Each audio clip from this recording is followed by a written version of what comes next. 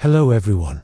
Tonight, we're not talking about golden masks or heroic pharaohs. We're talking about what it really meant to live in Egypt when you weren't sitting on a throne, when your stomach, your back, and your gods all conspired to keep you in line.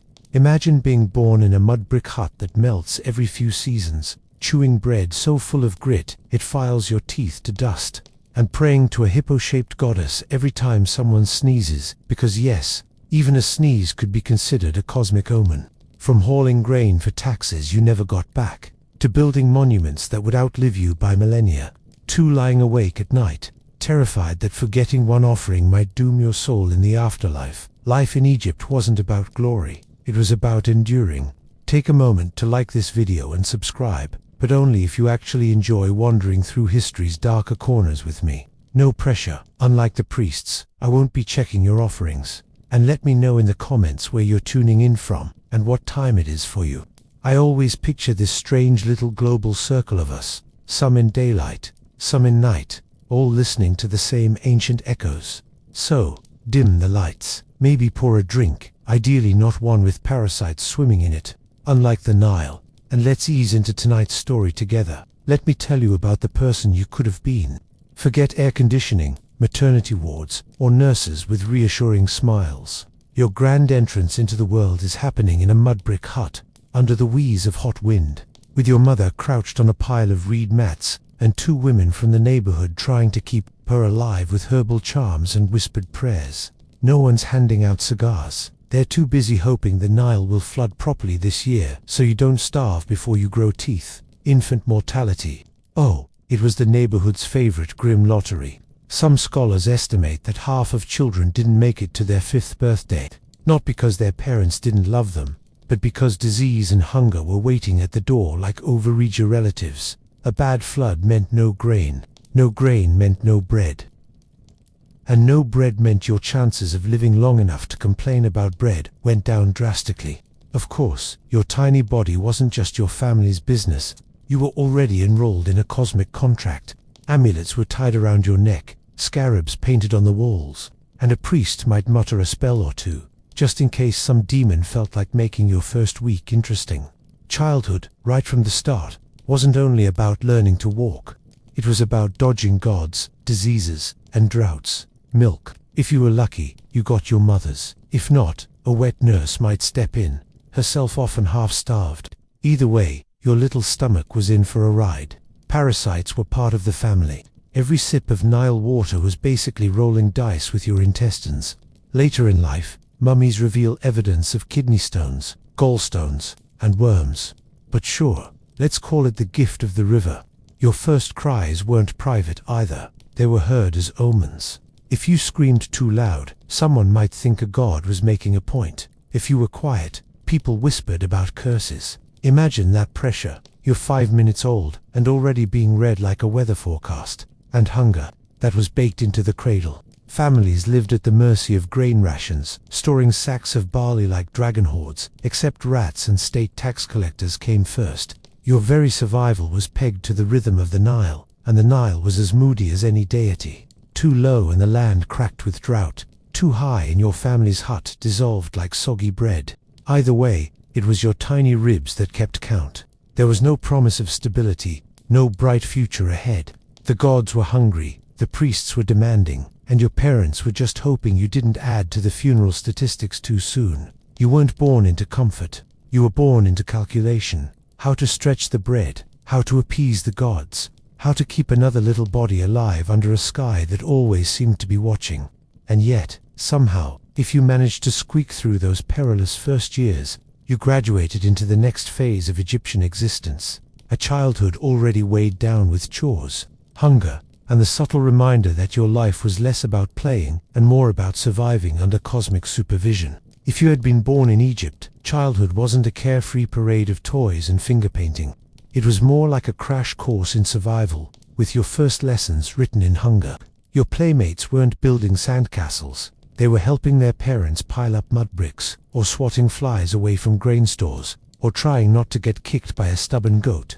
Your diet was set long before you grew your baby teeth. Bread and beer. Not the fresh, fluffy bread of modern fantasy, but coarse loaves laced with sand and grit from stone grinding. By the time you were 10, your molars were worn down like old pottery shards. Beer was watered down, thick, and full of floating surprises. Imagine calling that a childhood treat. And when the Nile failed to flood properly, even this modest menu shrank to humiliating rations, onions, a few figs, maybe dried fish, if your family had connections. Hunger wasn't an occasional visitor. It was the background music of your days. Skeletons from the period tell on you, stunted growth, crooked spines, porous bones. Even if you survived infancy, your body carried the signature of constant scarcity. And all the while, priests reminded your parents that famine meant the gods were displeased, as if your little ribs poking out was somehow a theological critique. And chores. Oh, you had them early. You fetched water in clay jars, bigger than your head, your tiny arms trembling under the weight. You learned to grind grain until your back ached. You kept an eye on sheep that looked twice your size, ready to bolt at the worst moment. Childhood wasn't something you grew out of, it was something you grew through, fast, because the household couldn't afford anyone just sitting around. Of course, there were games, but don't picture board games in cozy corners. Children played with clay dolls, carved wooden animals, or knucklebones from sheep. Cute, yes, until you remember those same bones were reminders of what fed the family. Even your toys whispered survival. The Nile decided how much fun you could have. A good flood meant the fields were rich, food was tolerable, and you might sneak a moment of laughter skipping stones on the water. A bad flood, and playtime vanished into panic. Families bartering, borrowing, or stealing just to keep bellies half full. Childhood became a countdown to work, and the river was the clock. And gods forbid you forgot the spiritual dimension. Your parents tied amulets around your neck, painted protective symbols on your bed, and whispered prayers that you wouldn't draw the wrong kind of attention from invisible forces.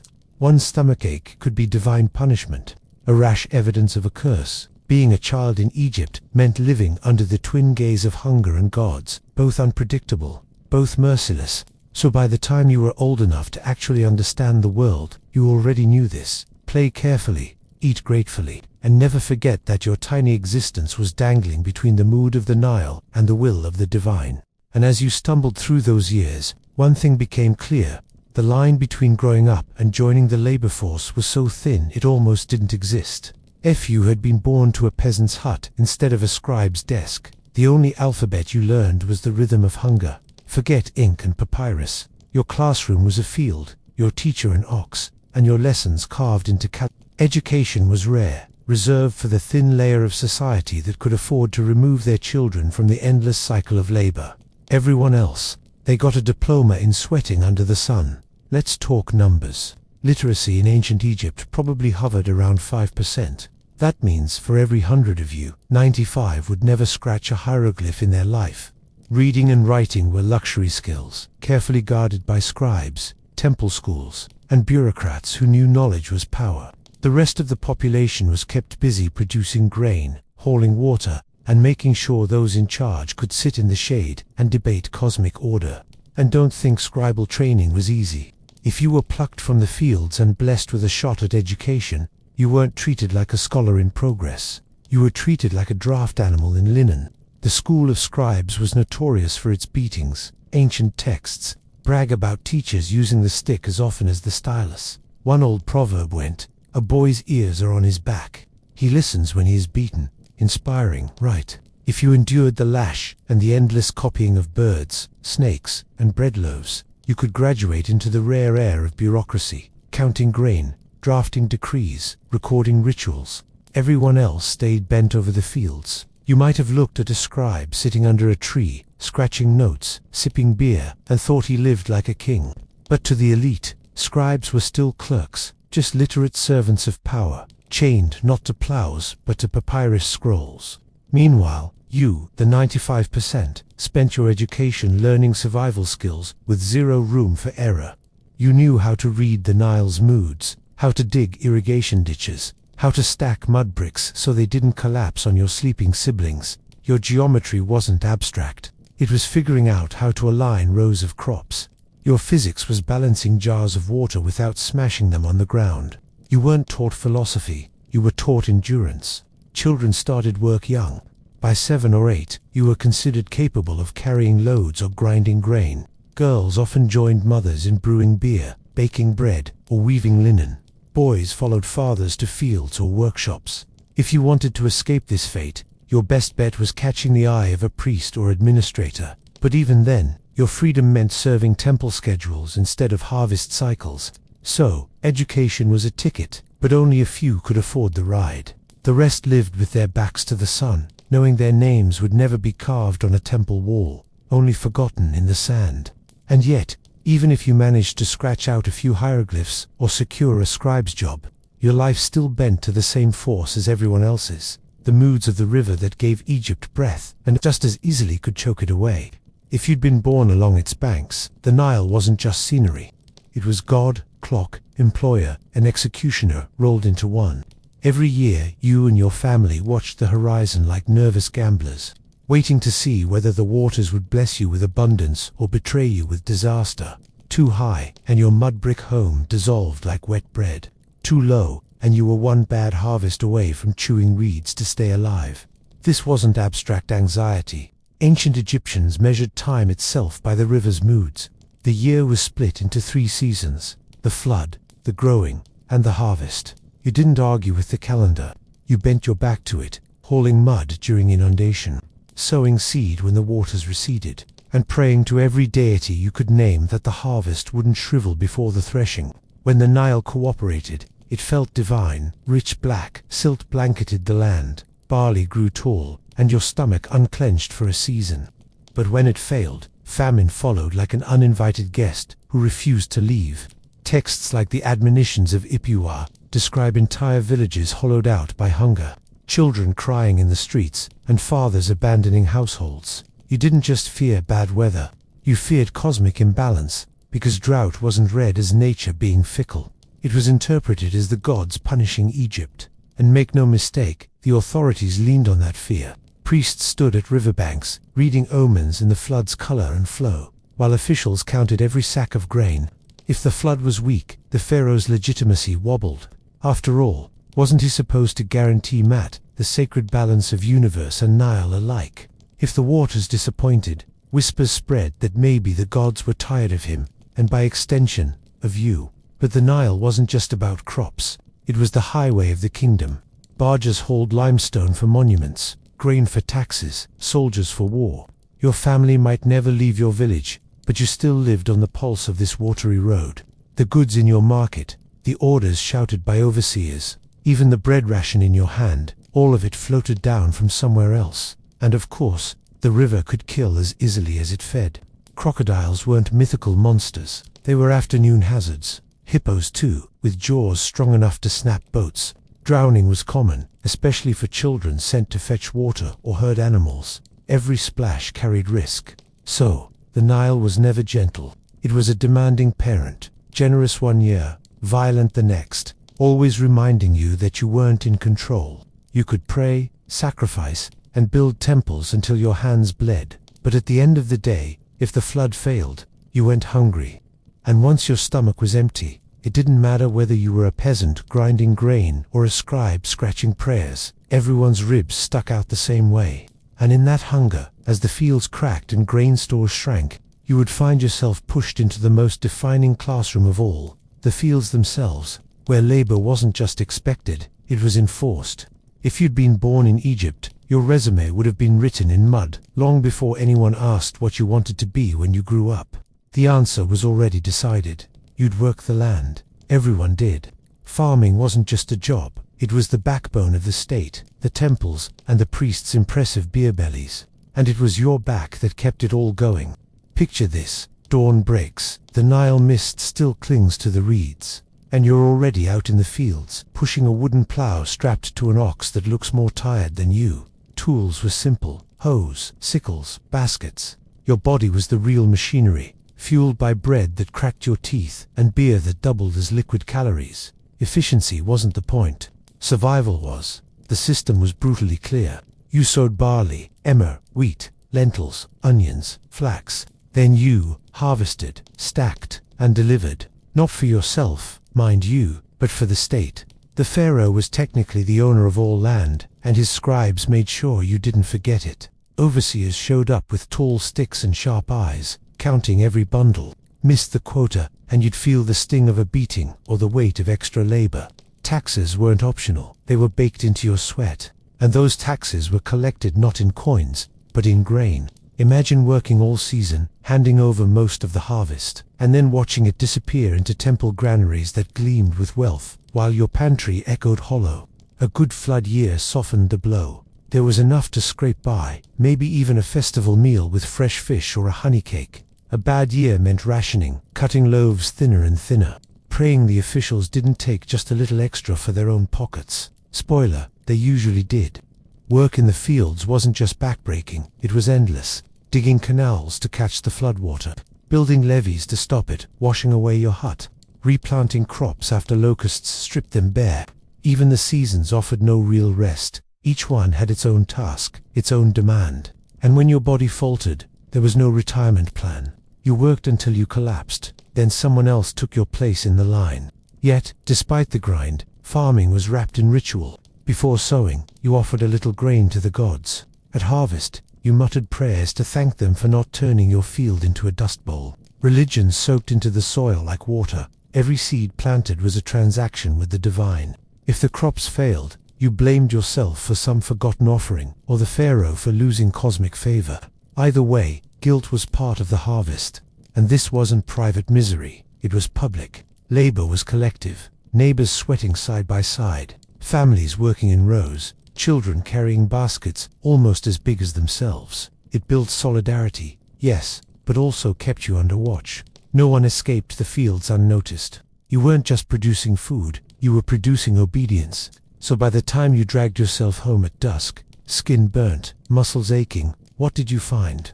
A mud brick house with cracks to patch, a handful of bread, maybe a sip of beer, and the knowledge that tomorrow the overseer's stick would still be waiting.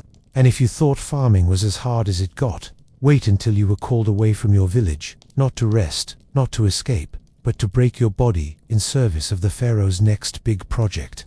If you'd been unlucky enough to be drafted, your life would suddenly trade furrows of grain for quarries of stone. This was the corvée system, forced labor, paid not with choice but with bread and beer. The state decided your vacation from farming was best spent hauling limestone blocks under a desert sun that peeled the skin from your shoulders. Rest days, don't be cute. Picture yourself at Giza or Karnak, or digging canals that stitched Egypt together. You and thousands of others, lined up like ants, dragging sledges across sand slicked with water to ease the friction. Overseers stood nearby, whips in hand, shouting rhythm. Your rations 2 loaves, a jug of beer, maybe dried fish, if you were lucky, or your only fuel. Miss a quota, stumble, or complain, and that whip didn't hesitate. Don't get too romantic about pyramid building either. Archaeology shows laborers' villages near Giza with bread ovens, beer jars, and mass graves. Not slaves, but not volunteers either. They were conscripted peasants, rotated in from villages, serving the pharaoh's divine ego, one blister at a time. And yes, injuries were everywhere. Crushed bones, broken spines, arthritis in men who never lived past 40. The monuments are eternal. Their builders weren't, and it wasn't just pyramids. Temples, irrigation canals, storage facilities, military fortifications, all of them demanded labor. The state didn't care if you were a farmer, a potter, or a shepherd. When the summons came, you went, because refusal wasn't rebellion. It was treason against both pharaoh and gods. Yet, oddly, there was pride woven into this punishment. Workers carved graffiti on blocks, little messages like the drunkards of Menkaure or the friends of Khufu. Jokes, solidarity, a way of reminding themselves that behind the divine propaganda were real men with sore backs and sore tempers. Still, no graffiti could make your muscles ache less when you dragged another ton of stone uphill. Corvée labor was the state's hidden engine. Taxes took your grain, labor took your body. And while you collapsed into your hut at night, temples and palaces gleamed taller, grander, more divine. Your life force was literally mortared into the state's monuments. But here's the thing, when the project ended, you didn't rest. You just got sent back to the fields, weaker, older, and somehow still in debt.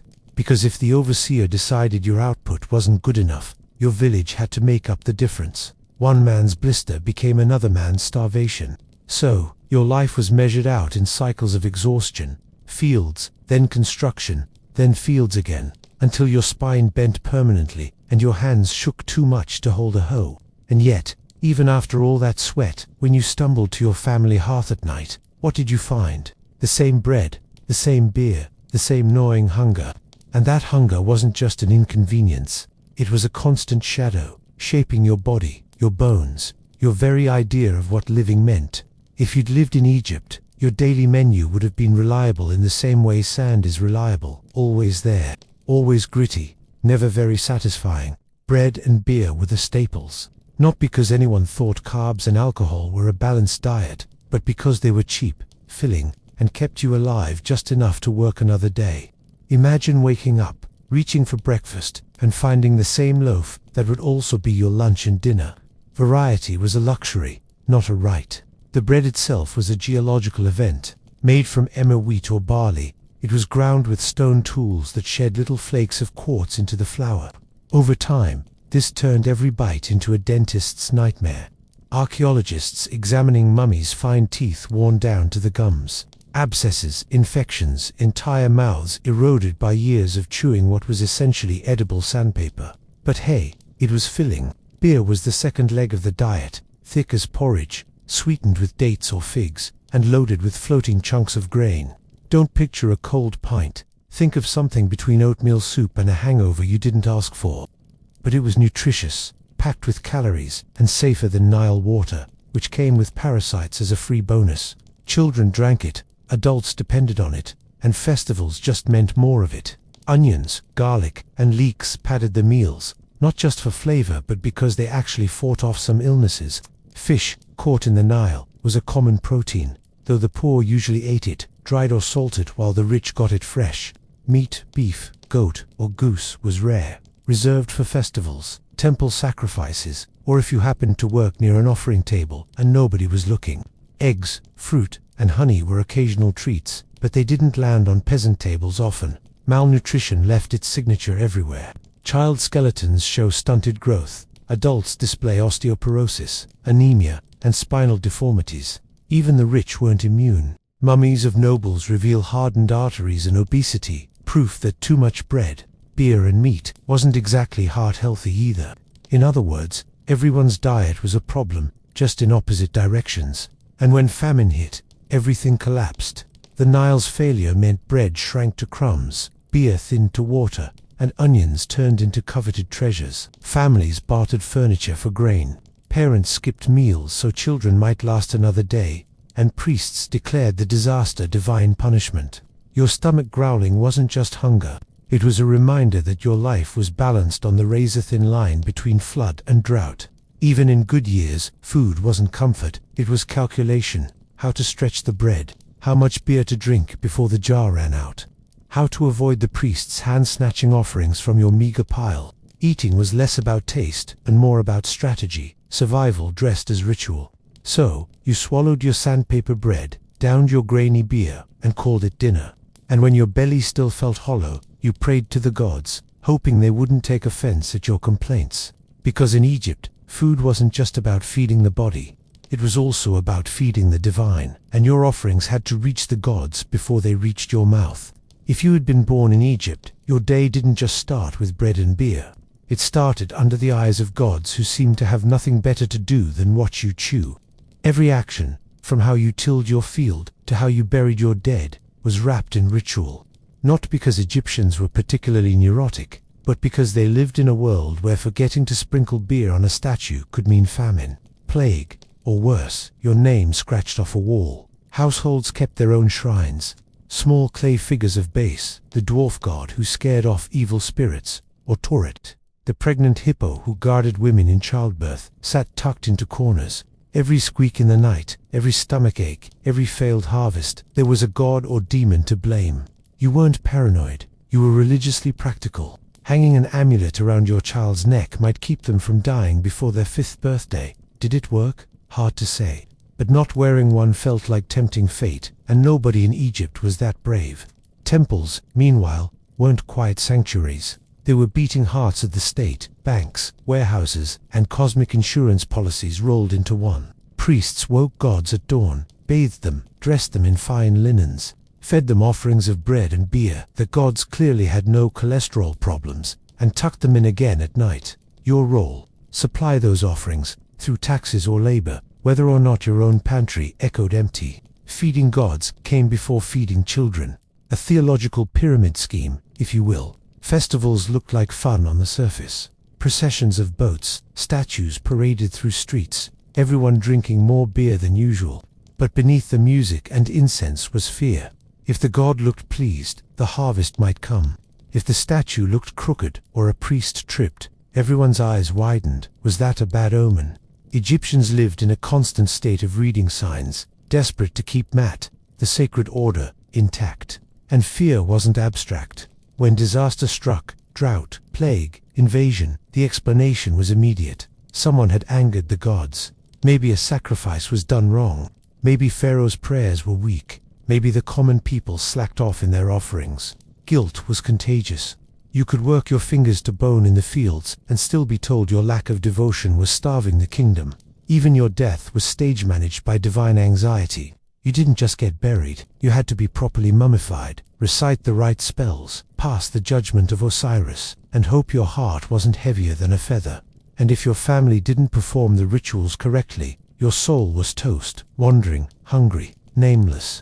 In a way, you weren't just afraid of dying. You were afraid of dying wrong. So, your daily bread came with a side of prayers, your beer with a muttered offering, your chores with amulets jangling at your chest. Life was a performance where the audience was unseen, omnipresent, and notoriously picky. And the cruel irony, for all your devotion, your body was still a magnet for disease, reminding you that not even the gods cared to grant immunity. If you had lived back then, you wouldn't have asked if you'd get sick. Only when. Egypt was a paradise for parasites. The Nile was generous, yes, but it was also a liquid petri dish, carrying worms, snails, and bacteria into every cup you drank. Schistosomias, a parasite from freshwater snails, left many with swollen stomachs, blood in their urine, and livers that crumbled before 40. Add malaria buzzing through the reeds, dysentery from unboiled water, and eye infections from dust storms, and you begin to see why mummies show bones scarred like battlefields. Medicine existed, of course. Egyptians weren't ignorant. Papyrus scrolls list remedies with honey, garlic, and moldy bread, some surprisingly effective, others less so. Surgery was rare but not unknown. Priests doubled as healers, muttering spells while smearing ointments made from crocodile dung or mashed dates. If it didn't cure you, at least it gave you something to complain about. The line between medical treatment and divine appeasement was thin, and usually you got both, a poultice and a prayer. But disease wasn't just physical misery, it was moral. If your child coughed through the night, neighbors wondered what god you'd offended. If your crops failed and your wife miscarried, whispers spread about curses. Illness carried shame, the suggestion that your household had slipped out of Mat. And since everyone got sick, everyone also got blamed, which made daily life a carousel of quiet guilt. And death, oh, death was everywhere. Tombs weren't just for pharaohs. Even the poor scraped together shrouds, charms, or a tiny burial pit in the desert edge.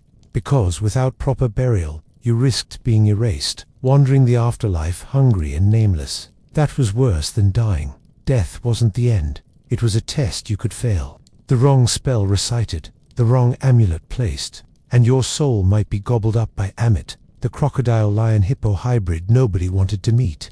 Children died often, mothers in childbirth almost as often, and men dropped from accidents or infections that today would barely merit a clinic visit. Broken bones from fieldwork never healed right, tooth infections poisoned bloodstreams. Even pharaohs weren't spared. Tutankhamun himself limped through life with clubbed feet, malaria, and bone necrosis before dying at 19. Divine, yes. Immortal, no.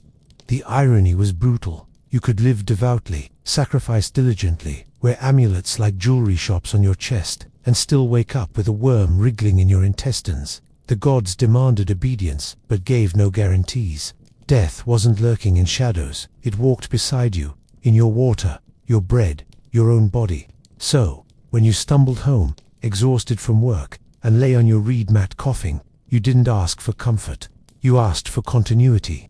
That when your breath finally gave out, your family would bury you, right? whisper your name often, and keep your spirit from fading. Because life was already precarious, but being forgotten was the ultimate sickness. And yet, between illness and burial, you still had to live somewhere small, hot, and perpetually crumbling back into the earth. If you'd lived in Egypt, home wasn't marble columns or painted walls.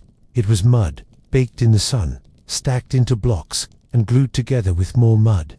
Your house was a temporary contract with the earth, always one flood or one season of rain away from sliding back into the soil. Archaeologists dig up entire neighborhoods and find them melted into brown lumps. That wasn't time alone. That was the Nile's annual reminder that permanence belonged to temples, not to you. The average family hut had 1 or 2 rooms, no privacy, no quiet corners. He slept, cooked, stored grain, and argued all under the same low roof. Reed mats covered the floor, clay lamps smoked up the air, and if you were lucky, you had a small courtyard where animals shared space with children. Chickens clucked, goats brayed, babies wailed, and flies made themselves the true landlords. Inside, the walls were plastered with whitewash that flaked constantly. Ceilings were flat, supported by wooden beams, scavenged from scarce trees, and usually leaked when storms hit. Furnishings were simple: clay jars, red baskets, maybe a low wooden stool, beds, red mats stuffed with straw. Softness wasn't a design option. Even the pharaohs in their palaces didn't have spring mattresses. Comfort as you know it simply didn't exist. And maintenance, oh, it was endless. Mud brick crumbled under sun and rain, so families spent each year patching walls, replastering, rebuilding.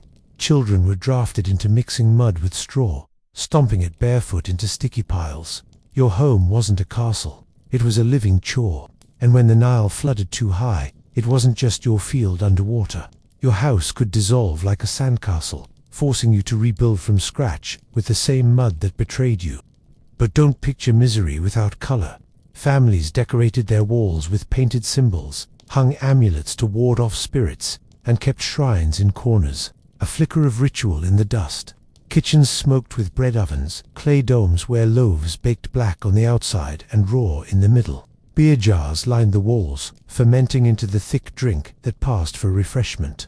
And in the evenings, families sat on rooftops to escape the suffocating heat below, watching stars as if they were messages from gods, while mosquitoes feasted with equal devotion. For the poor, mud brick was life. For the wealthy, stone temples and tombs were exceptions, not homes. Even nobles lived in sprawling mud brick mansions that required constant repair. Only death bought you stone walls in tombs carved to last forever, while your actual living space turned back into dirt within a few generations.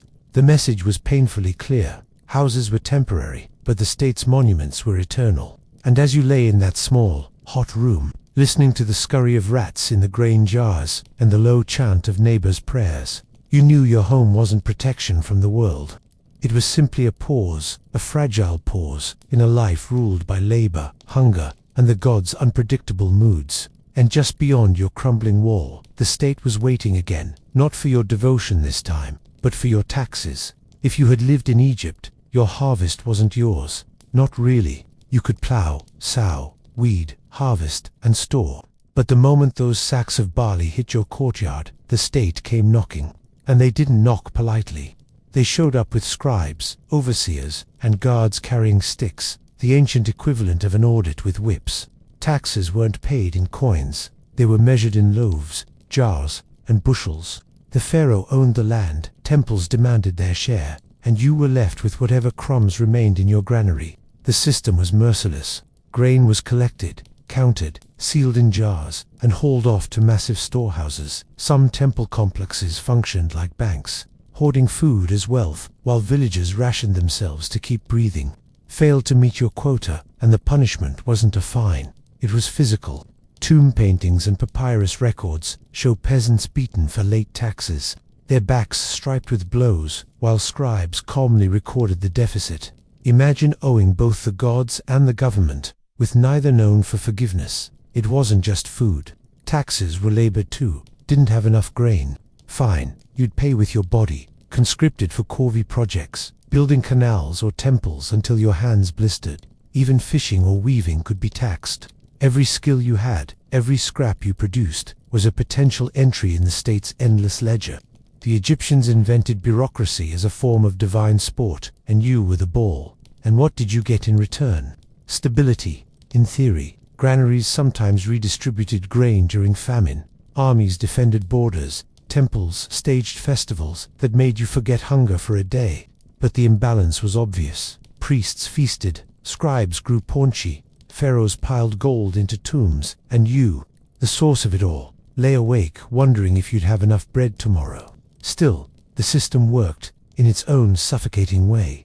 Taxes kept Egypt's machinery moving, armies marched, monuments rose, priests performed endless rituals, and your place in this cycle was never in doubt. You weren't a citizen with rights. You were a resource with obligations. Pharaoh was divine. Scribes immortalized themselves in papyrus. Priests lived like landlords of heaven. And you prayed the tax collectors didn't overestimate your field. Spoiler, they usually did. So every time you carried a basket of grain to the state storehouse, you knew you were feeding more than your family. You were feeding the gods, the court, the temples, and the very system that kept you pinned to your field like an insect under glass. Your life was squeezed between two jaws, hunger at home and authority at your door. And just when you thought nothing could press harder, Egypt reminded you it wasn't just your pharaoh who could turn cruel. Sometimes, it was the neighbors across the desert, invaders who cared nothing for your taxes, only for your survival as spoils of war. If you had lived through the wrong dynasty, war wasn't a distant story. It was the sound of hoofbeats, the smoke of burning granaries, and the sight of strangers marching into your village with weapons you'd never seen before. Egypt's glory wasn't eternal. Its borders cracked like mud in a drought, and when they did, peasants like you paid first. Take the second intermediate period, when the Hyksos swept in with their shiny new toys, horse-drawn chariots and composite bows. To you, a farmer who thought a sharp sickle was impressive, these machines looked like magic. Suddenly, your pharaoh, supposedly the divine master of Mat, was running for safety while you were left, staring at foreigners riding through your barley fields. Protection? Hardly. Your hut was now collateral in a war of gods and kings. And it wasn't just the Hyksos. Later, Libyans, Assyrians, Persians, each wave of outsiders reminding you that divine order wasn't as stable as priests claimed. Armies needed feeding, so grain quotas rose. Men were drafted, dragged from their fields to die in skirmishes they barely understood. Your plow calluses turned into spear blisters, and if you survived, your family starved without your labor. If you didn't, they starved anyway. Even when Egypt fought back, victory didn't taste sweet to you. Triumphal scenes carved into temple walls showed Pharaoh smiting enemies beneath his sandal. But what it meant for you was more taxes, more conscription, more empty jars at home. War victories were parades in Thebes. In your village, they were rationing and graves. And insecurity wasn't just from armies. During weak dynasties, bandits prowled the Nile, raiding villages, looting grain stores. Without strong central power, you couldn't count on protection. Your mud-brick walls were laughable defenses against hungry soldiers or desperate neighbors. Families buried food in pits, hid tools, prayed the gods would blind raiders, all while knowing prayers rarely stopped a sword. The fear ran deeper than physical survival. Foreign domination shattered the illusion that Pharaoh was divine guarantor of order. If outsiders could sit on Egypt's throne, what did that say about Mat? Priests scrambled to spin the theology. The gods are testing us, they said, while you tested the limits of your stomach lining. Faith cracked like plaster under too much strain. So, while the elite debated politics, you lived in permanent uncertainty. Was the next harvest yours, or tribute for invaders? Would your son grow up a farmer, or vanish in some distant campaign? Would your daughter be married, or carried off as spoil? Egypt in decline meant your life shrank to waiting for soldiers, waiting for raiders, waiting for the Nile to rise while wondering whether any god still cared. And when Pharaoh stumbled and foreign kings ruled your land, faith itself began to falter. Because if the ruler couldn't protect Egypt, maybe the gods weren't listening either. And once that trust broke, rebellion and despair crept through the cracks like floodwater. If you had lived through Egypt's darker centuries, you would have seen the greatest taboo unravel. Pharaoh wasn't just supposed to rule. He was supposed to guarantee the balance of the cosmos. The Nile rose because of him. Crops grew because of him. The sun crossed the sky because the gods had stamped his forehead with divine legitimacy. But when droughts stretched on, when armies lost, when the granaries echoed empty, suddenly, the divine crown looked suspiciously like a bad hat. Texts like the admonitions of Ipuwer paint the picture with unsettling clarity. The river is blood.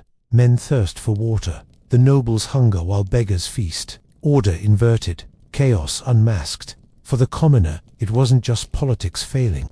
It was the entire universe wobbling off its axis. If Pharaoh couldn't guarantee Marat, maybe he wasn't divine at all. And if he wasn't divine, then what had all those years of taxes, rituals, and sacrifices been for? The whispers began in the markets, muttered over jars of beer.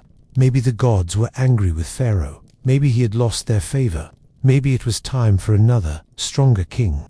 Treasonous thoughts. Yes, but famine makes philosophers of everyone. And once trust slipped, obedience thinned. Rebellions flared, villages refused tax collectors, temples hoarded their own grain, and suddenly Pharaoh's authority was just another claim among many. Of course, the state fought back.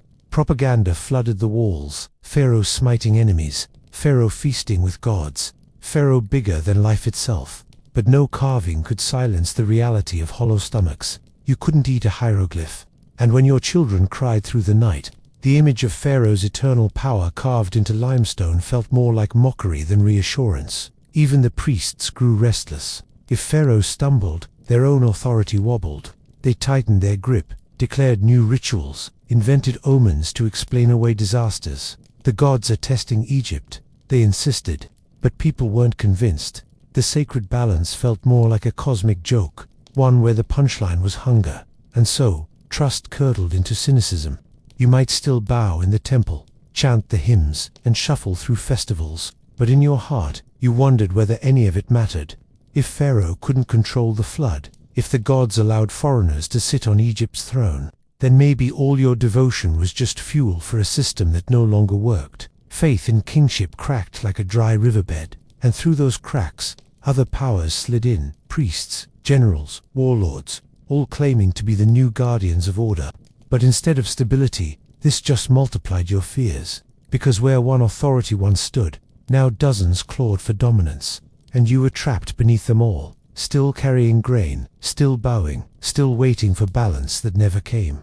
And in that vacuum of trust, one group in particular rose higher than all others, the priests, who wielded divine fear like a whip. If you had lived in these centuries, you would have noticed something odd. While Pharaoh's statues cracked and armies wavered, the temples never seemed to run out of grain. The priests weren't just holy men humming hymns. They were landlords, accountants, and spin doctors, cloaked in linen and perfumed in power. Temples owned vast tracts of farmland, herds of cattle, fleets of boats. They were banks with altars, tax offices with incense burners. And when Pharaoh faltered, priests didn't. They thrived. You fed them, whether you liked it or not. Part of your taxes went straight into temple granaries. Offerings piled higher on altars than they ever did in your own home. Bread, beer, meat, honey, all supposedly for the gods, but somehow also sustaining the men who claimed to represent them. And if you dared complain, priests reminded you that the gods were listening. In other words, pay up or risk cosmic backlash. Subtle, and they had the perfect tool: anxiety. Every cough, every bad dream, every wilted onion could be spun as divine displeasure. Priests held the keys to interpretation. If the Nile failed, maybe Pharaoh lost favor. But the priests, they never lost. They just declared new rituals, more offerings, bigger temples. Disasters became excuses to expand their authority. A bad harvest wasn't proof the gods were silent. It was proof you hadn't been pious enough. Festivals only deepened this hold. Statues of gods were paraded through towns, carried on gilded boats, while priests whispered the meanings of every twitch, every tilt. If the statue looked crooked, panic spread. If incense smoke curled the wrong way, people scrambled to make amends. The gods had become paranoid supervisors, and priests were their middle managers, forever escalating the problem so they could sell the solution. And yet, you obeyed, because who wanted to risk the afterlife? Priests promised that with enough offerings, enough amulets, enough rituals, your soul could sail safely to Osiris's judgment hall. Without them, you risked wandering as a hungry ghost, nameless, forgotten, gnawed by demons in the dark. Eternal punishment made the whip of a tax collector feel almost merciful. Even pharaohs bowed to them. When kings tried to cut priestly power, rebellions stirred, and omens suddenly appeared, announcing the gods' displeasure.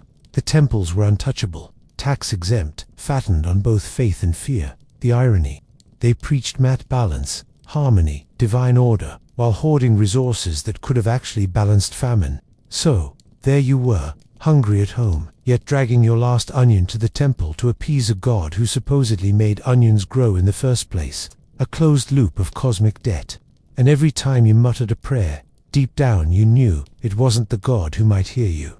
It was the priest, smiling faintly, weighing your devotion against his granary's shelves. And when your faith wavered, when doubt gnawed at you, one truth silenced the rebellion in your chest. Even if the gods were cruel, being forgotten was worse. If you had lived in Egypt, death wasn't an ending. It was the world's most complicated entrance exam. Everyone, from pharaoh to field hand, prepared for it like anxious students before a test. Except your examiners weren't professors, they were gods holding scales, feathers, and the promise of either eternal peace or eternal annihilation. You wouldn't have died quietly. Even if you were poor, your family scraped together something: a shroud, a charm, a jar of beer, because going naked into the afterlife was unthinkable. Proper burial was survival. Without rituals, your soul could wander hungry, nameless, devoured by demons. That was the great terror. Not just dying, but dying wrong.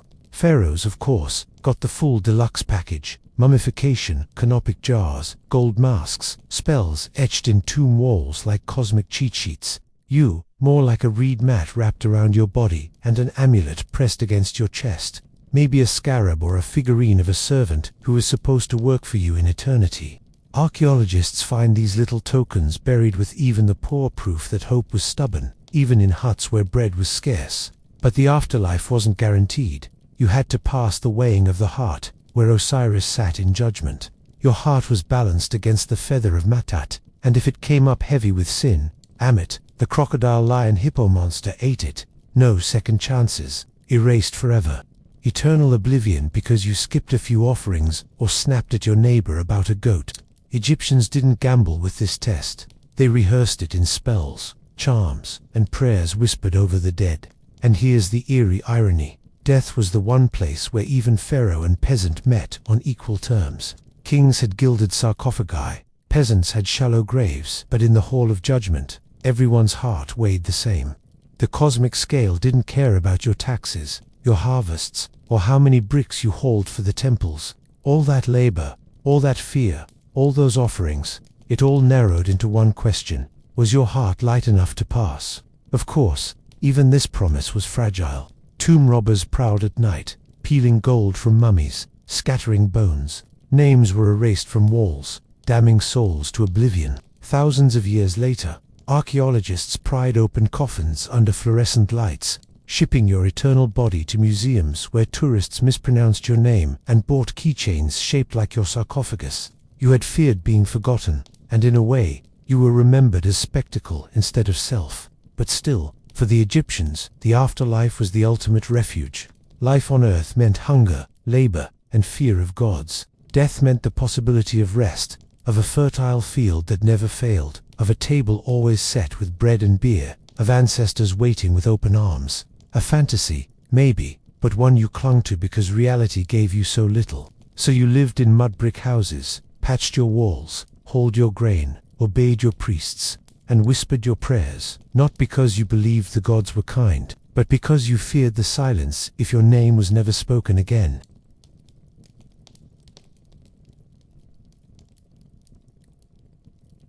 The glory of Egypt was never carved only in stone. It sprouted from fields, from barley and emmer wheat, swaying under a pitiless sun. Pharaohs stood gilded in temples, but their power rested on the bent backs of farmers who coaxed bread from the soil. Without those harvests, there was no army, no priesthood, no pyramid thrust against the sky. The divine throne was really a granary stacked high enough to make hunger someone else's problem. Agriculture was the unglamorous heartbeat of kingship. Barley for bread, emmer for beer, two staples that carried the weight of an empire. Onions, lentils, and flax rounded out the diet, while cattle, sheep, and geese, fattened for festivals, became offerings that were supposed to delight the gods, yet most of it was never tasted by the hands that grew it. The system was simple. The pharaoh owned the land, and farmers were tenants in a contract, signed not in ink, but in sweat. Harvest wasn't a season of joy, it was a countdown. Grain bundles measured not by family need, but by tax quotas. Scribes, sitting in whatever shade they could find, jotted down tallies while overseers made sure no one slipped a handful into a private basket. Archaeological finds, battered ledgers and tomb inscriptions record this in careful numbers, proof that the pharaoh's divine aura was sustained by arithmetic. And bread wasn't just food, it was currency. Grain paid taxes, ransomed peace, fueled armies, and even followed the dead into tombs as eternal rations. A pharaoh's pyramid might have been his monument, but every loaf in its foundation was first wrestled from a field by someone who would never see their name on a stone. The Nile, in its generosity and cruelty, set the tempo. When the flood rose just right, black silt carpeted the land, and the pharaoh could boast of divine favor. When it failed, famine set in, and whispers spread that maybe the gods were unimpressed with the man in the crown. For farmers, it was always a gamble. Plant, pray, hope the river felt generous. For pharaoh, success meant statues. For the peasant, it meant survival. The glory of kingship was painted as celestial order, but beneath the paint lay the earth, the mud, and the calloused hands that made it real. And from those fields, the river carried not only grain but also bodies, redirected, conscripted into projects that demanded even more than harvests could give. Every year, Egypt held its breath for the same event, the Nile's flood. It wasn't just water creeping across the plain, it was life itself, rolling in dark and heavy, carrying silt from the highlands of Ethiopia. Without it, fields cracked into useless dust. With it, farmers became the pharaoh's most valuable resource. The river was the true architect of Egypt, its rise and fall a ruler more absolute than any man on a throne. The cycle split the year into 3 unshakable seasons. Akit, the flood, when fields disappeared under water and families waited, half anxious, half relieved. Pare, the growing when soil, newly rich, was sown with barley and emmer. And Shemu, the harvest, when crops were cut, measured, and hauled away, much of it destined for state storehouses. Life was pinned to this rhythm, like a metronome that never skipped a beat. But the Nile's gift wasn't enough on its own. People had to discipline it. Entire villages were summoned into digging canals, raising levees, patching breaches. These weren't weekend projects. They were forced duties, collective labor demanded by the state.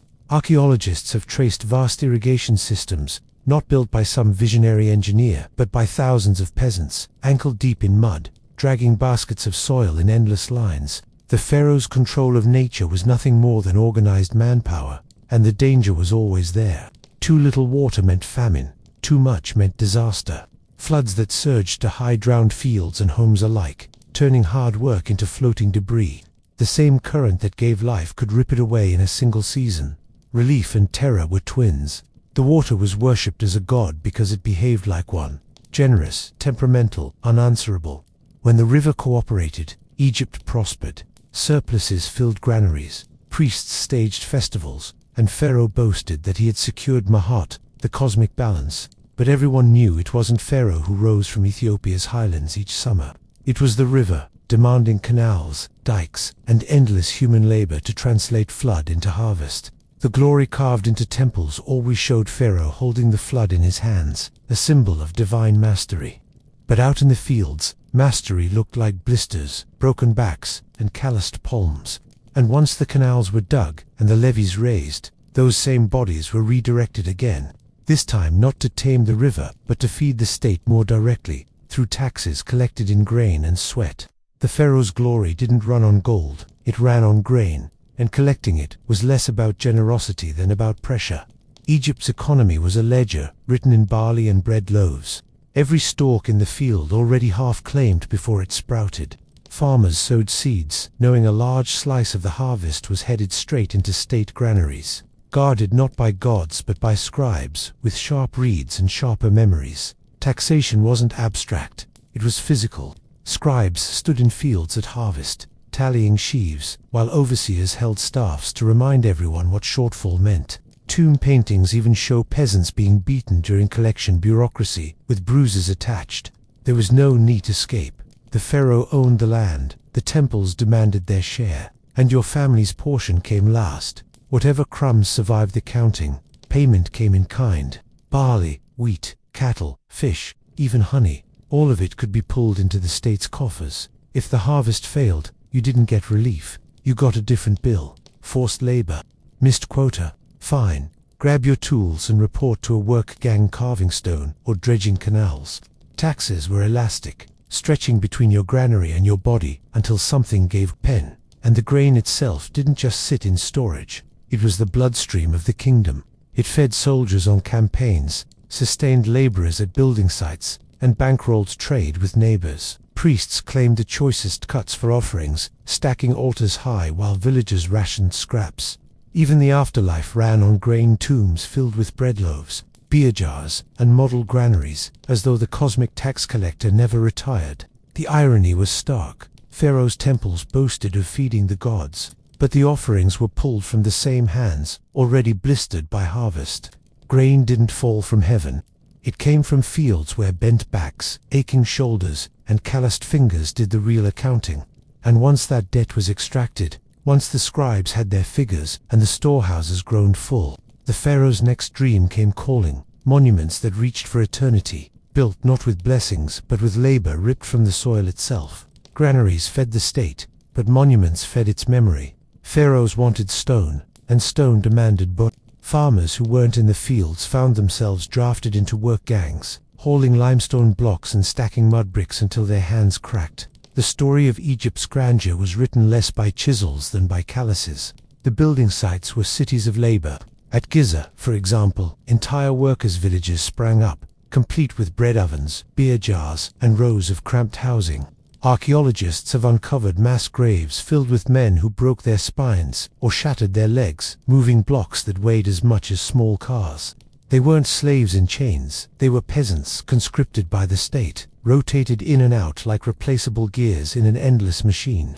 Tools were simple, copper chisels that dulled quickly, wooden sledges dragged across sand, slicked with water, ropes biting into shoulders. There was no mystery technology, no lost wisdom of Atlantis. Just thousands of bodies coordinated under the eyes of overseers, holding whips. The image of a pharaoh pointing at the horizon, commanding pyramids into existence, hides the reality that someone else sweated, bled, and collapsed to make those visions real. Mud brick was just as vital as limestone, while temples and tombs were carved in stone. Most of Egypt's architecture, palaces, houses, storage facilities, was built from bricks mixed by hand. Men, women, and children stomped straw and clay into sticky paste, pressed it into molds, and left it to bake in the sun. It was cheap, quick, and fragile. The monuments we see today are exceptions. The real Egypt crumbled and had to be rebuilt constantly, one brick at a time. And what did workers receive? Rations, bread, beer, dried fish, maybe onions, the same diet that fueled farming, now powering the pharaoh's ego projects. Workers scrawled graffiti on stone blocks. Teams with names like the Friends of Khufu or the Drunkards of Menkaure. Dark humor etched into the skeleton of monuments. It was solidarity, a reminder that even in service to eternity, men remained mortal. Every block lifted, every wall raised, fed the illusion that Pharaoh was a god who shaped the world. But the truth was clear at the construction sites. The divine throne was carried on human shoulders, and eternity was built on backs that never got to rest. And the state had a word for this system, a neat way to turn compulsion into civic duty. It was called corvée, the labor tax. And under its name, whole villages were emptied into the desert to raise the dreams of kings. Egyptian kingship mastered the art of rebranding. What was essentially forced labor became wrapped in the language of duty and piety. The corvée system sounded noble on papyrus, citizens offering their strength to Pharaoh, a god on earth, in service of Mat, the cosmic order. In reality, it was the state calling in debts you never agreed to, drafting your body like it was just another tool in the granary. The corvée wasn't occasional, it was institutional. Peasants were summoned to dig canals, haul stone, repair temples, or dredge irrigation ditches. Whole villages rotated through the work, their fields left behind. families surviving on whatever scraps could be managed in their absence. It was presented as service, but it was really taxation with blisters instead of numbers. Records show how carefully this labor was organized. Scribes tracked headcounts, ration distribution, and output. Overseers enforced quotas with sticks, sometimes carved right into tomb paintings, a not-so-subtle reminder that even nobles wanted to be remembered for motivating workers. And yet, on temple walls, the same work appeared as joyous offerings, lines of men smiling as they presented stone and food to the gods. A careful edit of reality, one might say. For the state, the corvée was genius. It cost little in coin, demanded much in sweat, and left behind monuments that screamed permanence. For the worker, it was interruption and exhaustion. The rhythm of life wasn't just the flood of the Nile, it was also the call of the state, pulling you from your field to raise walls you would never live inside. Still, the corvée was framed as devotion. Pharaoh's propaganda blurred labor and worship. To build was to honor the gods. To sweat was to uphold the universe. Refusal wasn't rebellion, it was heresy. And in a society where eternal judgment loomed after death, few dared to risk being branded impious. So men marched to quarries, women mixed bricks, children carried baskets, not out of love, but out of obligation disguised as loyalty. Pharaoh's glory stood taller with each season, while the bodies that built it returned to their villages thinner, weaker, and already preparing for the next summons. And yet, not all laborers marched home. Some remained permanently bound, not by duty, but by conquest, slaves, war captives, and foreigners whose bodies were absorbed into Egypt's endless appetite for labor. Not every back bent under Pharaoh's glory was Egyptian. War fed Egypt not only with loot, but with bodies. Campaigns in Nubia, Canaan, and later further afield, brought back captives who were folded into the kingdom's workforce. They appear in records as spoils of victory, listed alongside cattle, gold, and incense, as though human beings were just another commodity to be tallied. These captives were slaves in the truest sense. They weren't rotating villagers serving their corvée duty and heading home after a season. They were permanent outsiders, stripped of freedom, their labor claimed indefinitely. Some worked in fields, others in workshops, some in the sprawling estates of temples and nobles. In elite households, slaves ground grain, poured beer, and raised children who were not their own. In quarries and building sites, they broke stones and their bodies at the same time. Egypt wasn't built only on whips and chains. Many slaves were absorbed into households, and some were even granted limited integration, marriage, children, and, in rare cases, paths to manumission, but at their core, they remained property. Legal documents show them exchanged, inherited, and punished as extensions of wealth. Their lives were lived on the margins, their deaths rarely recorded. The lines between slave and servant could blur. Enslaved captives worked alongside Egyptians fulfilling corvée, all under the same overseers, eating the same meager rations. Archaeology makes little distinction in the bones. Broken spines, arthritic joints, malnutrition, equality in suffering, if nowhere else. And pharaohs never missed the chance to turn slavery into theater. Temple reliefs show kings towering over bound captives, smiting them with clubs, while gods watched approvingly. These scenes weren't realistic depictions of everyday punishment. They were political propaganda, carving foreign submission into stone for eternity. But the propaganda had a grim core of truth. Those captives ended up scattered across Egypt's economy, carrying water, quarrying stone, weaving linen, forever anonymous. Slavery was not the majority of Egypt's labor. Most work came from its own peasants, but it was a constant supplement. Conquests swelled the labor pool, and priests and nobles alike took their share. Even the gods, it seems, needed foreign hands to keep their temples polished and their offerings prepared. And while Pharaoh paraded captives as proof of divine might, another institution quietly outshone even kings in its power to command labor: the temples themselves. Vast estates where priests managed not only rituals but also the sweat of thousands. The temples of Egypt weren't just places for incense and hymns. They were sprawling estates, landlords on a divine scale. Each temple commanded fields, herds, fisheries, workshops, and fleets of boats. Priests, wrapped in spotless linen, weren't simply guardians of ritual. They were managers of labor, scribes of grain, and treasurers of wealth.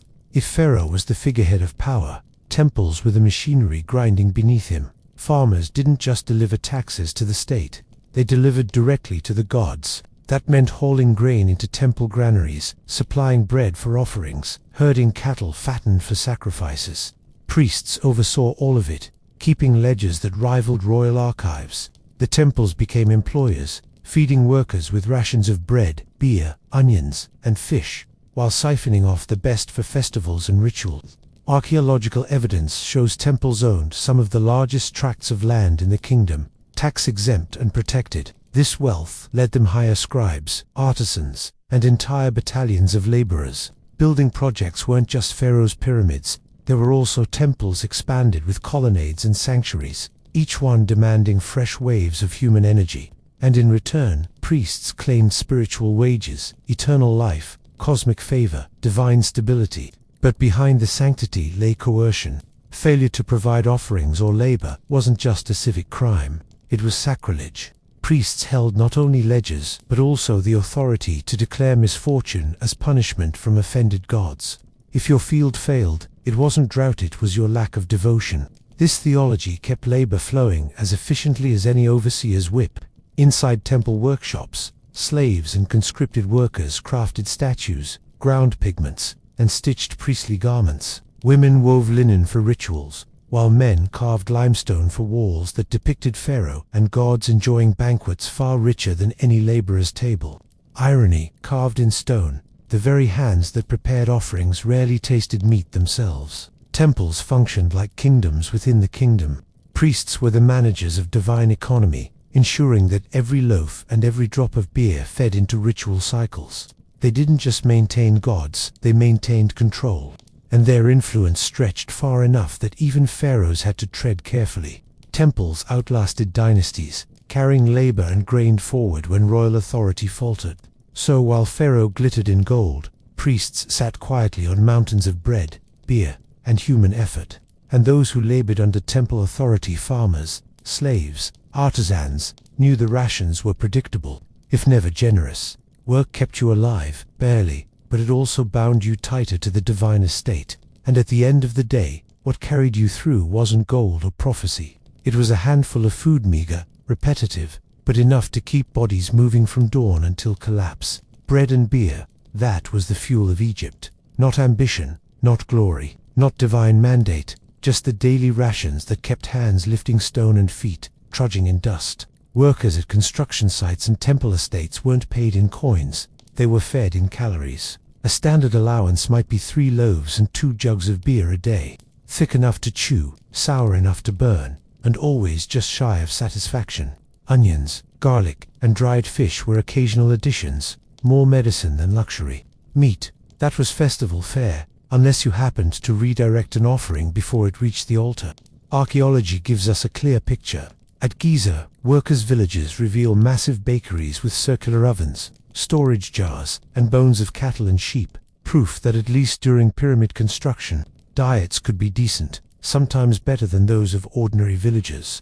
At Deir el-Medina, the settlement of artisans who carved royal tombs in the Valley of the Kings, ration lists survive on astraca, bread, beer, vegetables, occasionally fish or fruit. But along with food came complaints scribbled on shards, missed deliveries, short portions, delayed supplies. Even in eternity's service, bureaucracy ran late. These villages weren't homes in the cozy sense. They were barracks, laid out in rows of cramped mud brick houses, each packed with men who rotated in from the countryside. Life was communal, noisy, and temporary. Children darted between work gangs, women brewed beer in great vats, and the air thickened with smoke, sweat, and grain dust. It was survival housing, not permanence. Labor camps built for output, not comfort. Rations were both sustenance and control. Feed workers too little, and productivity collapsed. Feed them just enough, and the stones kept moving. Records even suggest strikes. At Deir el-Medina, workers once downed tools when rations were delayed, one of the earliest documented labor protests in history. Hunger was the only bargaining chip they had, and it forced the state to listen. Briefly, still, the irony lingered.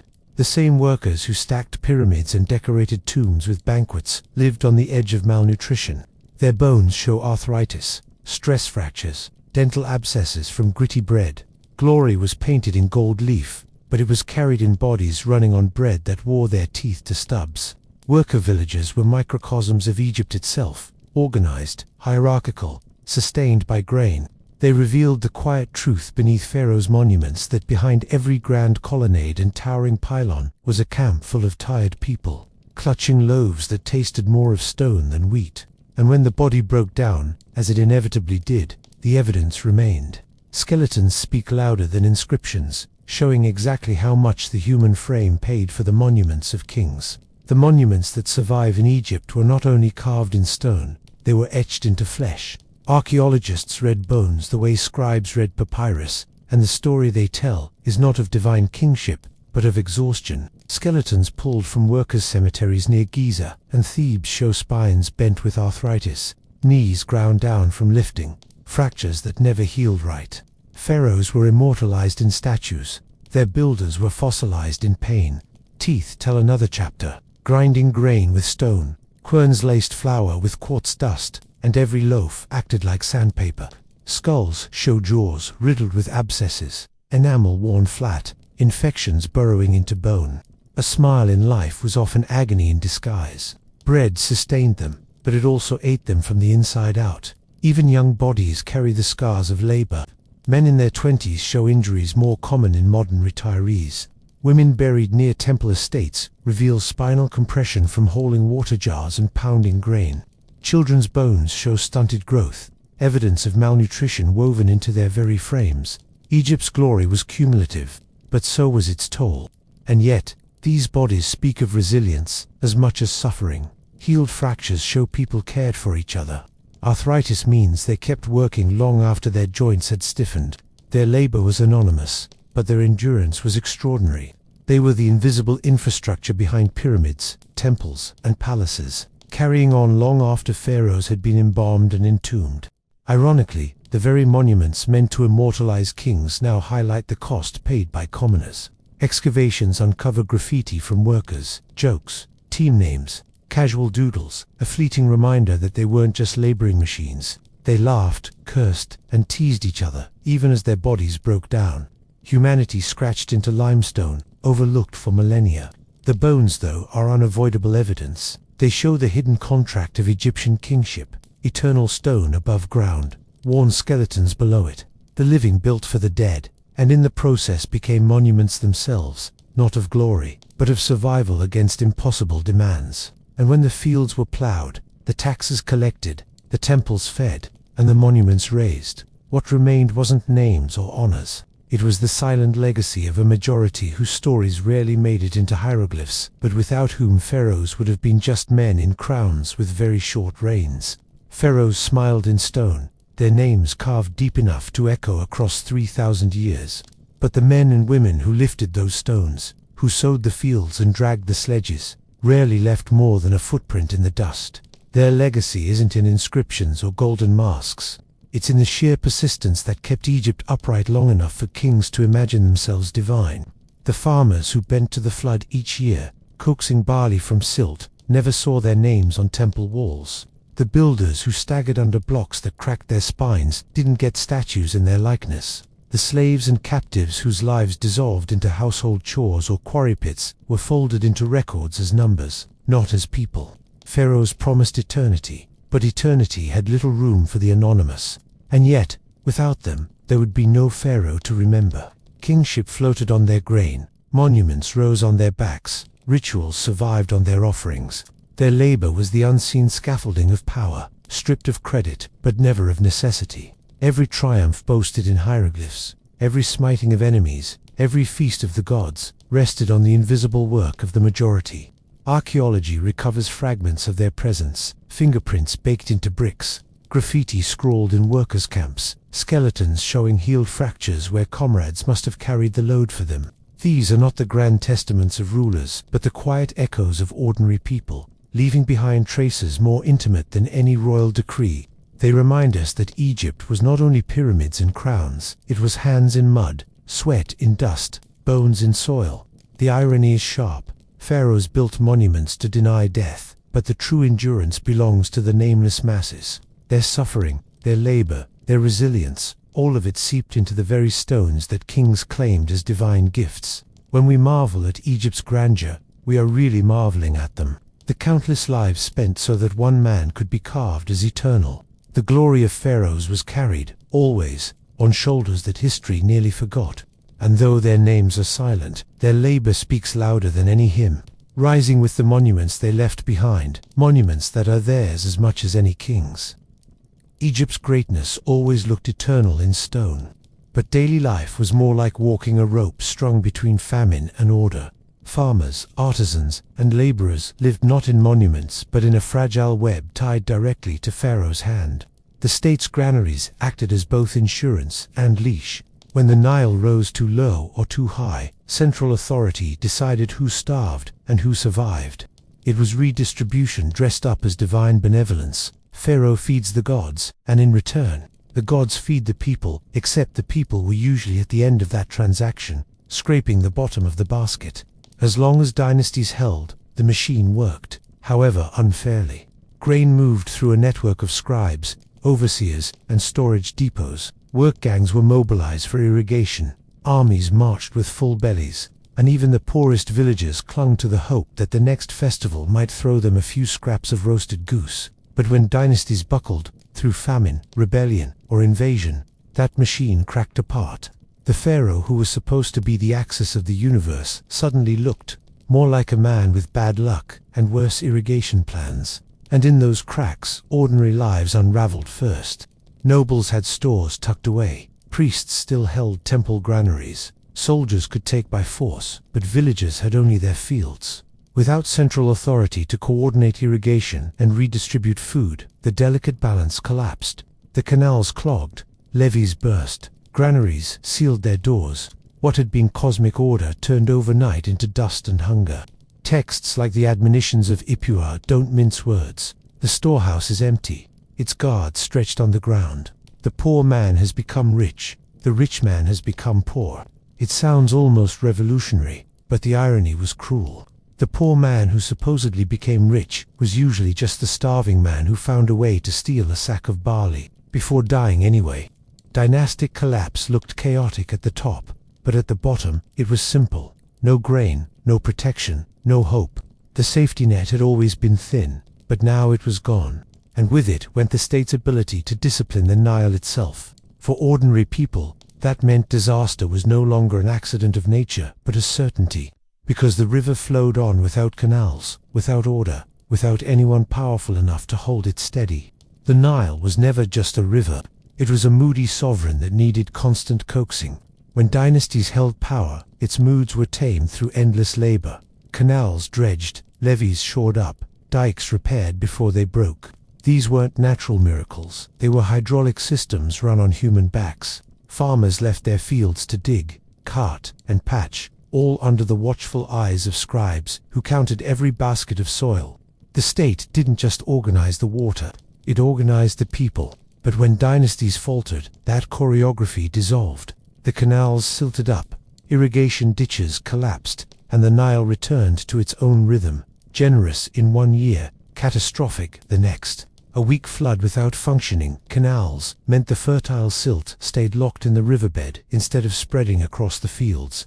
A strong flood, without levees, swept away homes, huts, and livestock in a single surge. Both extremes spelled hunger, and without central authority to buffer the blow, peasants bore it straight to the bone. Archaeological evidence from times of collapse shows villages abandoned, fields left barren, skeletal remains marked with signs of malnutrition. Texts record droughts stretching years, the Nile failing to rise high enough to irrigate crops. The flood was supposed to be Pharaoh's proof of divine favor. When it failed, his legitimacy cracked. But Pharaoh's embarrassment was nothing compared to the misery of villagers watching their barley shrivel before harvest. And this wasn't just famine, it was fear made physical. Every family had grown up hearing that the Nile's order mirrored the universe's order. If waters failed, it wasn't just bad luck, it was proof that Mat itself had collapsed. The balance between gods and humans broke, and ordinary people felt it in every empty stomach and every child buried too soon. The elites could hoard. Priests locked temple granaries. Nobles retreated to fortified estates. But the majority had no such refuge. They faced the Nile naked, without canals, without redistribution, without the state's promise of stability. The same river that once symbolized eternity now looked like an executioner, deciding who would be fed and who would be forgotten. And as hunger deepened, the hand that had once claimed to protect them, the state itself didn't vanish entirely. It reappeared in a harsher form, not as a provider, but as a collector, demanding grain and labor, even when there was nothing left to give. Collapse didn't mean tax collectors stayed home. On the contrary, they seemed to multiply. Even as dynasties fractured and famine spread, scribes and overseers still appeared in villages, tallying sheaves that no longer existed, demanding quotas that fields couldn't provide. Taxes in Egypt were not suspended for misfortune. They were sharpened by it. Hunger only made the stick hit harder. Farmers cut their harvest, small as it was, and watched the bulk of it vanish into carts bound for granaries they'd never see inside. The state kept taking, not to feed the starving, but to prop up temples, armies, or whoever happened to be in power that year. Pharaohs, in decline, grew paranoid, desperate to fund campaigns, or by loyalty. And at the bottom, villagers gave up what they couldn't spare. To fall short was to invite lashes, prison, or conscription. Texts and tomb paintings show the cruelty plainly. Peasants beaten while scribes calmly inked numbers on papyrus. It was accountancy with a whip, bureaucracy that left bruises. The grain moved upward, where priests held feasts for gods and nobles dined in palaces, while villagers rationed crumbs. Collapse didn't loosen this grip, it tightened it, because when central authority wobbled, each faction clawed for resources, and the easiest targets were always the ones with no power to resist. The irony is striking. The system that claimed to embody balance, harmony, cosmic order, preserved itself by draining the weakest. Taxes were justified as offerings to gods, promises of stability. But stability never arrived. Instead, hunger grew sharper and resentment thicker. Archaeology confirms it in bones. Children stunted, adults with signs of chronic malnutrition, skeletons whispering the price of redistribution. The rich could shield themselves behind walls and storehouses, but peasants paid in two currencies, grain and flesh. Their labor fed the monuments, their grain fed the gods, and their silence fed the illusion that Egypt remained whole. And when their silence finally broke, it wasn't with rebellion on parchment, but with the shuffle of conscripted feet, dragged from fields to fight wars they never asked for. When dynasties cracked, war was never far behind. Borders softened, neighbors tested their luck, and suddenly the pharaoh, who could barely manage a harvest, was expected to command armies. Soldiers had to come from somewhere, and that somewhere was the villagers. Men who had never lifted anything sharper than a sickle were marched away with spears in hand, leaving behind families to wrestle with fields that couldn't plow themselves. Conscription was less about glory than about absence. A father pulled into the army meant a mother and children straining to keep the farm alive. If the war lasted, debts piled. If the man didn't return, the household slipped quietly into collapse, swallowed by hunger or taken over by creditors. And if he did return, he often brought back injuries, scars, or nothing at all, except another mouth to feed and no harvest to offer. Archaeological finds, from mass graves of soldiers to texts lamenting empty villages, show the scale. Wars during Egypt's unstable periods weren't brief campaigns. They were drawn-out conflicts with Nubians, Libyans, Asiatics, or sometimes Egyptians themselves. A peasant conscript could march hundreds of kilometers, fight in lands he couldn't name, and die without anyone recording his existence. Pharaoh's inscriptions bragged of victories, but the bones buried in silence tell a less triumphant story. And military service was rarely voluntary. Overseers came to villages with lists, sometimes seizing men outright. Refusal wasn't an option. Disobedience to Pharaoh was both treason and heresy. So men marched not for pay, the rations were barely better than what they'd left at home, but for survival. Even priests blessed conscripts before they left, promising divine protection while pocketing offerings to their gods. War and collapse magnified the burden. Armies demanded food, animals, tools, all requisitioned from peasants already stretched thin. The soldier gave his body, the family gave their grain, and the community bore the absence. And while temples filled their walls with scenes of Pharaoh smiting enemies beneath his sandal, the reality in villages was empty fields, thin harvests, and children carrying loads too heavy for their age. Dynastic collapse didn't only steal labor from the soil, It stole labor from the household. And when men vanished into wars, the consequence was written not just in battle reports but in famine, which always came back hungrier than any enemy. Every dynasty told the same story when it collapsed. The river failed, the granaries emptied, and the people starved first. Famine wasn't a rare visitor, it was a recurring shadow, slipping in whenever central authority lost its grip. Without coordination, harvests rotted in one district while another withered for lack of seed. Redistribution, the thin line that kept hunger from becoming death, disappeared, and ordinary people felt the absence immediately. Texts like the admonitions of a pure read less like literature and more like the diary of a starving scribe. The storehouse is bare, its guards stretched on the ground. People are stripped of clothes, perfume, and oil. Behind the poetic despair was something brutally simple: bellies gnawed empty, villages abandoned, mothers feeding children watery gruel, while praying the next flood would rise higher. Skeletal remains confirm it. Malnutrition carved itself into bones, stunted growth, lesions from vitamin deficiencies, brittle frames that snapped under ordinary labor. Even elites showed signs of hunger during severe crises, but the poor bore the worst.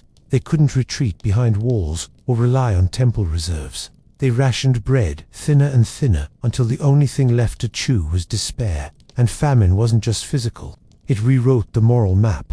Theft surged, families broke apart, children were abandoned or sold. Social ties frayed as neighbors who once shared grain began hoarding or stealing from one another. Hungry men joined raiders, turning famine into violence. Hungry women turned to temples, laying their last onions and loaves at altars, begging gods who seemed deaf. Temples, for their part, rarely loosened their grip. Offerings were still demanded, rituals still performed, incense still burned. Priests told people the famine was punishment, not failed irrigation or bad administration, but divine wrath. Fear fed hunger, and hunger fed fear, until famine became not only about empty stomachs, but about cosmic guilt. Starvation hollowed out Egypt from the bottom upward. Villages dissolved, fields went fallow, families migrated in search of food. What the state described as disorder was often just survival in its most desperate form. And into this vacuum of bread and trust, another danger always crept. Not drought, not flood, but the lawlessness that came when central authority could no longer keep blades and bandits at bay. When dynasties fractured, Egypt's villages felt it first in the absence of order. Without strong central authority, the roads became hunting grounds. Bandits prowled along the Nile, raiding boats heavy with grain, while armed gangs swept through towns that no longer had garrisons to defend them. To be ordinary in such times was to live with the constant knowledge that anyone stronger could walk in and take whatever they pleased. The collapse of kingship meant the collapse of protection. Soldiers who once guarded borders now deserted, turning their spears toward neighbors. Nobles fortified estates, hoarded food, and left the countryside to fend for itself. In inscriptions from troubled dynasties, officials lament the robbers everywhere. Men sit in fear of tomorrow. These weren't poetic exaggerations, they were bureaucrats admitting that Pharaoh's power stopped at the palace gates, and villages were soft targets. Mud brick walls crumbled easily, storehouses were small, and families scattered at the sight of armed men. Cattle disappeared in the night, women were carried off, children pressed into servitude. Even funerals weren't safe, tombs were raided as quickly as they were sealed, corpses stripped of amulets meant for eternity. It wasn't just famine hollowing out communities, it was violence that turned hunger into chaos. Archaeology bears the scars: settlements suddenly abandoned, burned layers in the soil, hastily buried skeletons showing wounds from blades. These are not the marks of cosmic disorder, as priests would later insist, but of ordinary desperation when law vanished. Collapse blurred the line between survival and crime. Stealing grain was a sin when Pharaoh ruled, but in famine, it was necessity. And yet, even in this lawless vacuum, one institution still held its grip. Temples, fortified and wealthy, survived as islands of order, though their stability came at a cost. Ordinary people, stripped of food and safety, found themselves bowing even lower before priests who claimed that only the gods could restore balance. In the silence left by failing kings, the temples grew louder. Priests had always been keepers of ritual, but during collapse they became landlords, generals, and arbiters of survival. Their granaries stayed full even as village bins went empty. Their walls stood thick while peasant huts melted back into mud. When dynastic order crumbled, temples stepped forward, not to ease suffering, but to tighten their grip. Offerings never stopped, no matter how lean the year. A family with barely enough bread to split still brought loaves to the shrine, fearful that a hungry god would punish them further. Priests claimed famine, plague, and raids weren't accidents of politics or irrigation, but signs of divine displeasure.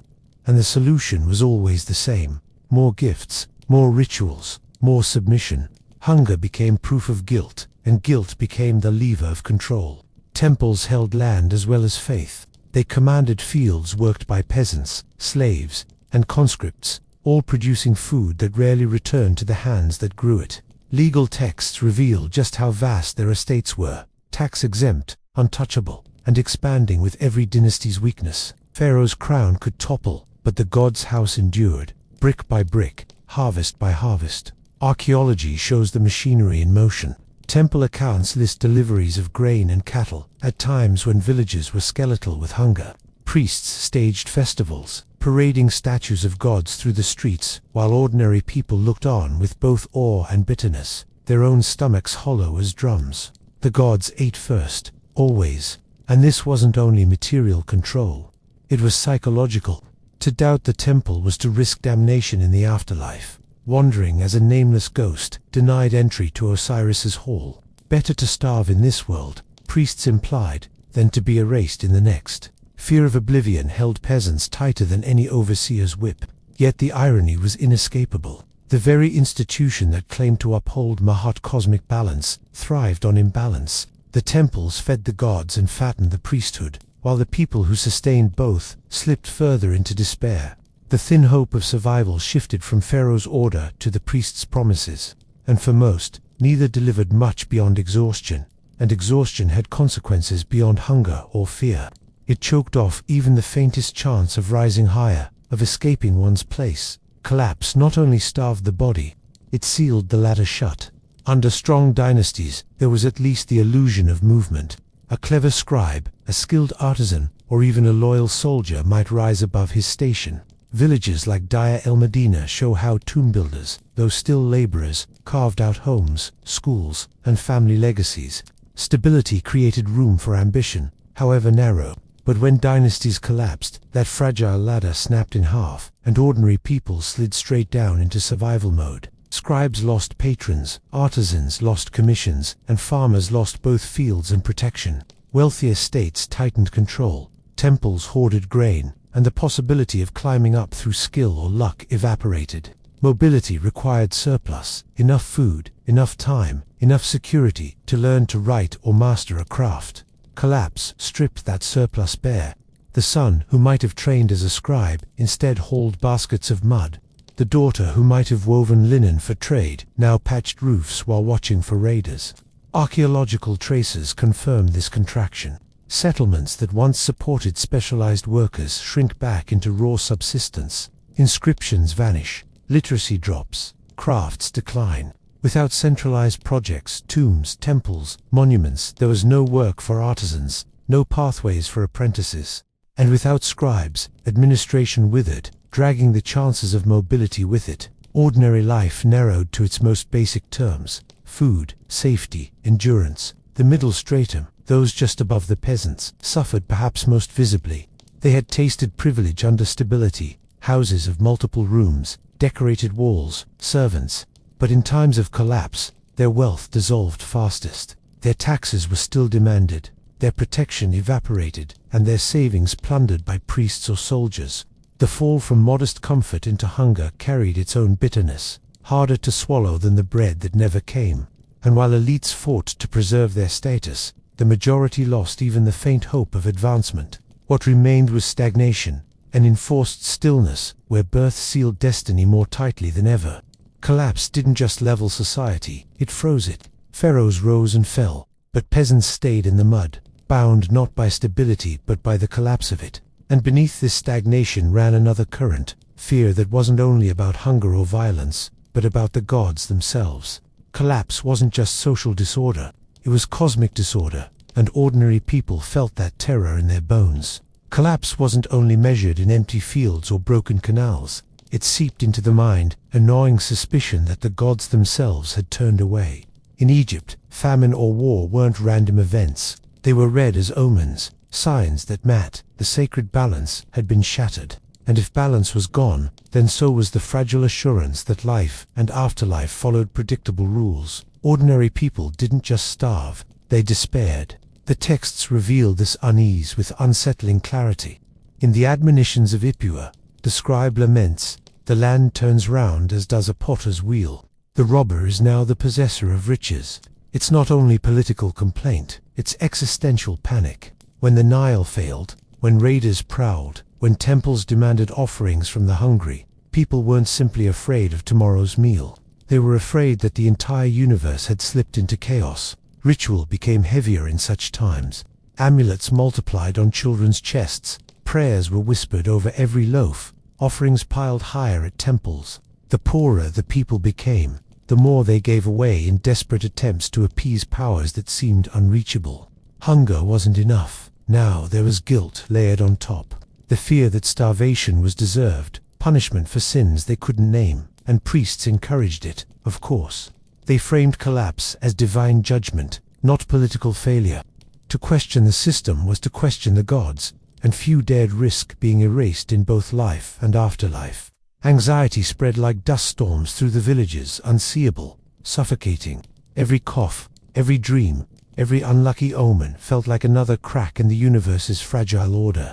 The irony was cruel. Those with the least power felt the greatest weight of cosmic blame. Pharaohs who mismanaged floods could still be embalmed as gods. Nobles could retreat into stone tombs. But peasants feared both starving in this world and failing judgment in the next. Collapse starved the body, but it also haunted the spirit, until even hope felt like another debt owed to eternity. And once dynasties revived, once kings boasted of restoring order, the suffering of the majority slipped conveniently into silence. Their despair was unrecorded, their hunger unnamed, their fears drowned in hymns praising Pharaoh's eternal balance.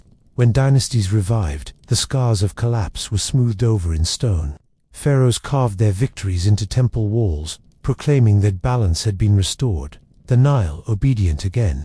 The gods once more delighted with Egypt. What never appeared in those inscriptions was the price paid by the majority. The famines, the beatings, the conscriptions, the bodies left unburied, all erased beneath the varnish of divine propaganda. History in Egypt was written by elites with chisels, not by peasants with cracked hands. Pharaohs celebrated themselves as eternal. Priests recorded their own rituals. Nobles immortalized banquets and hunts. The people who had starved through dynastic collapse appeared only as background figures, anonymous men hauling grain, nameless women grinding bread, skeletal prisoners carved beneath the king's sandal. Their voices, their despair, their resilience never entered the record. Archaeology fills the silence, but only partially. Bones tell of malnutrition. Graffiti hints at grievances. Abandoned settlements whisper of lives uprooted. Yet these traces are scattered, fragile compared to the monuments that still shout Pharaoh's glory. The imbalance persists. Eternity for kings, oblivion for the ones who carried them there. Even texts that mourn disorder, like the admonitions of Ipuwer, are framed from the perspective of scribes, literate elites who survived collapse well enough to write about it. Ordinary people remain shadows, present only through suffering refracted by someone else's pen. Their hunger is described, their fear implied, but their own words never reach us. And so dynastic collapse, for all its terror, ends up remembered as a pause between reigns, a hiccup in the great story of kingship. What it meant for the majority, starvation, lawlessness, broken bodies, broken faith, dissolves into the background. Pharaohs rise, pharaohs fall, temples endure, but the people who fed, built, and suffered for all of it fade into the desert wind. Their erasure is the final cruelty, to suffer most and then to be forgotten first.